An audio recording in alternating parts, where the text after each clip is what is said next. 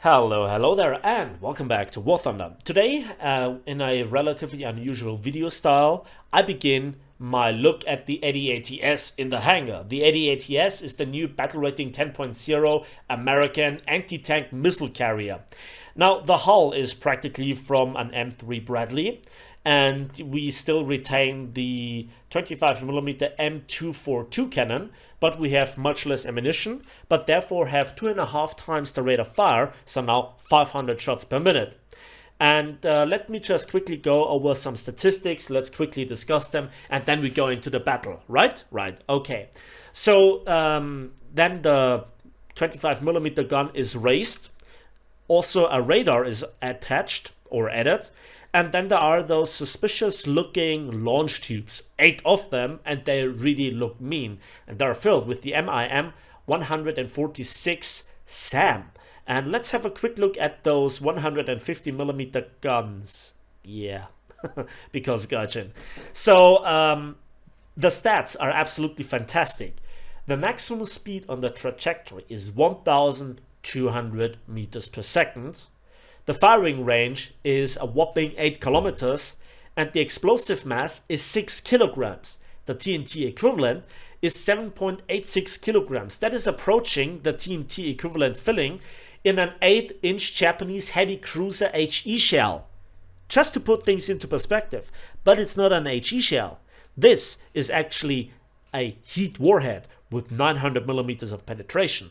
So what you practically have is the anti-aircraft version of the hot missile, just better with more range and I guess more TNT filling. And you have 8 of them, backed up by the 25mm gun.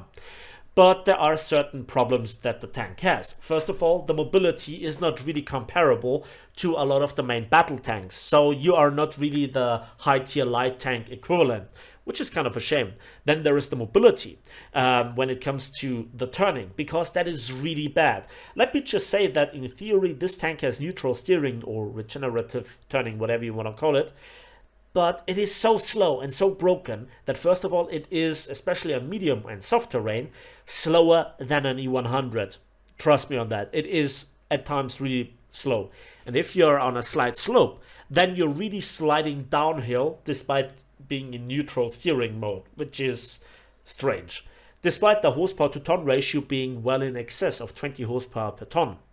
But overall, the top speed and crossroads capabilities as well as the reverse speed are great. The armor, not really discussable. So I guess we have now talked about the very basics. I think with that in mind, let's go into a gameplay and let's see what we can do.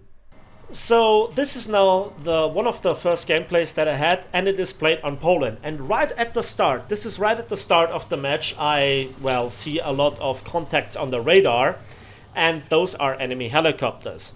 So the radar is useful, and you can lock on enemy helicopters and then launch the SAMs or ATGMs, whatever you want to call them, the missiles, and then guide the rockets or missiles into the target.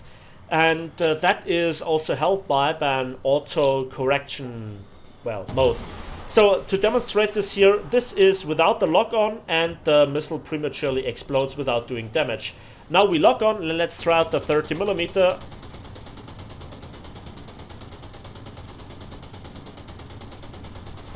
Yeah, I could have aimed better there, I have to say yes. Now we launch with lock on, and easy kill.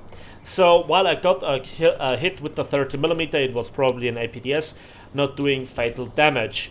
Now, please don't really take this gameplay too serious in terms of my game approach. I was playing very recklessly, I was playing aggressively, my positioning was not optimal, and I could have done better, yes. But this is just a gameplay where I didn't take it too serious and just was moving forward, seeing how it goes. So there is no tactical thinking in this gameplay. At least in the beginning. And we see yet another guy, and let's see what we can do. He's too far away for the lock on. Let's see if we can hit him with here the missile. And you can see in the very beginning, you can't really see the missile, and you cannot really see the target. And despite here not being locked on, he was so slow from my perspective that I got it in the missile with ease. So here is some action, and is that an enemy tank? And then we can see we need to stop to actually launch the missile, and then yeah, that looked like the damage effect of a tandem warhead. So despite here the T-80U having era protection, didn't really help, right? So more balance for everybody, right? Amplify your skill. So I see another radar contact, and let's see where we can find him. And yep, there it is. It's too far away for my 25mm, I think. And let's see if we can launch here the missile. So I launch at the, not at the circle, but at the square thingy, and we got another balanced kill. Yeah, look at my skill. My skill is amazing, right? And so I move forward. I think this video will be kind of successful in terms of views, but I don't really receive all that many likes, especially from helicopter pilots. Now, let's talk about helicopters from my perspective again. And it might be a little bit different to what you might think I will now say. When it comes to 8.0 helicopters, I absolutely hate them. I think they are a very bad implementation. What I particularly hate about them is that you can launch them from the very start. I absolutely don't like this. I absolutely am not a fan of that. That is just bad for the gameplay. When it comes to higher battle rating helicopters, well, they have a counter with SPAs, and was that an LA5? I guess it was, yeah. So that was funny and balanced, I guess. So for those high tier helicopters, they now complain that they cannot bullshit now people from 8 kilometers away, because now there is counter. Tunguska, automatic, this thing. And I completely understand this.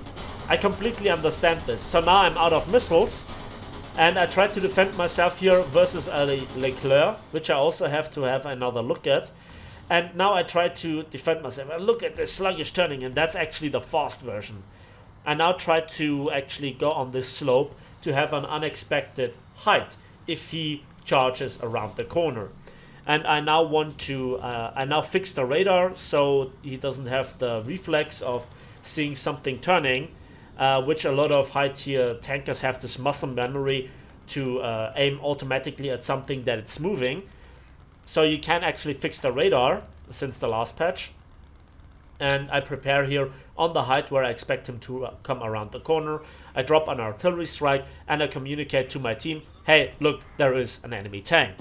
And I'm down to 2 crew members, so keep that in mind. So already I think I have done a fair share for hopefully the success of my team. And yeah, I guess he now got killed, which is nice and allows me now to move forward. So helicopters have now a hard time, aircraft have a hard time, and this is a plus point in my opinion for top tier. But the rest of top tier is just, for me personally, really uninteresting. That's a personal opinion. And a lot of the game mechanics are not really working either, being frustrating. Ghost shells, gun breaches, wrong armor and penetration values, etc. There is so much that is not historically accurate. Balance is really off the charts. Compression with this patch and the previous patch at battle rating 10.0 never got really addressed. So it's not really appealing for me. Let's see, can we lock onto this aircraft? Yes, we can. And we just simply wait for him to come closer to not alert him. This is like the 101 SPA gameplay. We only have the advantage of radar.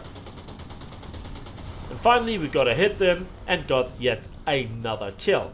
That is our 7th kill. 7 kills. That's fantastic, right?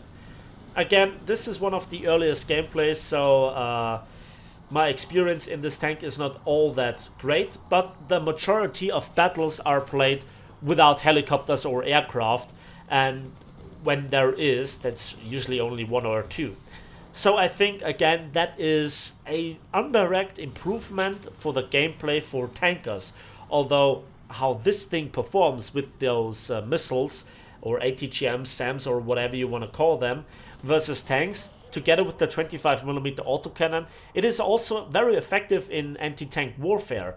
And due to the game mechanics with the stun and all the module damage, that is something that a seasoned player with experience can really abuse here.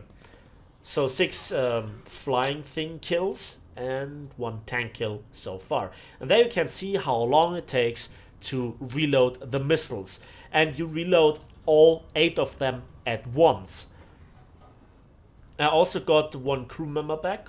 So we are back at 3, which is nice. And so now I hope that I am kind of in cover. My team is already again pushing the enemies. The CL-13 has killed one of our helicopters, which I'm not quite sure if this is a bad thing. I'm not really a fan of helicopters. And now multiple contacts appear on radar. 2 are friendly and 1 seemed to hover directly above us. So that is weird. 1 is right there. Where is he? And there is now the signal. And again, you can see that the lead indicator is a little bit wild. So I launch here the missile and we get our 8th kill. And immediately got killed by an AAR. And he was hovering very low over the ground. I just stopped the recording and got out of the battle. I am absolutely not interested in playing top tier. It's just good enough for YouTube, for giving you a first impression. And I'm sorry. Saying you that I'm amazed about this thing, which is yet another version of bullshit versus bullshit, etc. I would lie to you. It's just something that probably if you're interested in top tier, then you will like this. If not, then it's just another expensive tank. So I hope you enjoyed this video, you enjoyed this presentation, and I hope that the information given to you is sufficient to decide if you want to grind for it or not. I think it's a nice addition for the Americans, and now they are more equal to the other 2 nations such as the Italians and also the Soviets with the automatic and the Tunguska respectively. It is a different flavor though, and I like this, but for tanks and planes and helicopters, it's not the best time to be alive right there. So that's it for me today. Thanks for watching. Thanks for listening. I hope you enjoyed this video. Please give it a like if you did. Subscribe if you want to see more. We see each other then on the waves, in the skies, and on the battlefields of War Thunder.